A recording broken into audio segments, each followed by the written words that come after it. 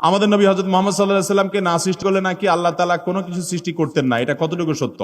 এরকম একটা হাদিস আছে, কিন্তু সেই হাদিসকে মুহাদ্দিসগণ, হাদিস বিশারদ, বিশ্লেষকগণ এই হাদিসকে জাল হাদিস হিসেবে চিহ্নিত করেছেন। এর সনদ বিশুদ্ধতার সূত্রে বর্ণিত নয়।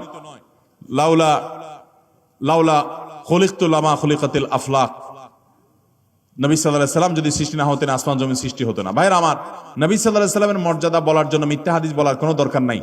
আল্লাহ তাআলা তার নবী সাল্লাল্লাহু আলাইহি সাল্লামকে, তার হাবিবকে এমনি মর্যাদা দিয়েছেন, তার জন্য ভুয়া হাদিস বানানোর কোনো দরকার। তিনি সকল নবী রাসূলদের মধ্যে শ্রেষ্ঠ, তাকে আল্লাহ মেরাজে ডেকে নিয়ে সম্মানিত করেছেন, তাকে আল্লাহ তাআলা কিয়ামতের ময়দানে হাউজে কাউসার দান করবেন, তার শাফাআত হবে সবচেয়ে বড় শাফাআত, শাফাআতে কুবরা। তাকে আল্লাহ তাআলা কত মর্যাদা দিয়েছেন, অতএব ভুয়া ভিত্তিহীন হাদিস বলার দরকার নাই।